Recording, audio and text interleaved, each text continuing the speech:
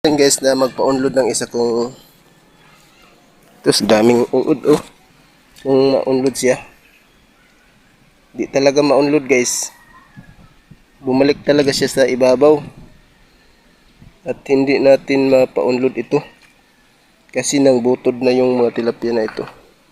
Nasa gilid na tayo guys, nasa gilid. Iwan ko kung anong solusyon dito kung dudugmukin ito. Yan, dudugmukin. Ano mo ka dito? Ayaw, di ma. Gunawin. Ayan. Lugunan natin para mawala yung baho at lulubog yan sa ilalim. Tingnan ko kung ano ang solusyon nito para mawala ito. Ayan no. Hindi talaga maunlod-unlod. Kahit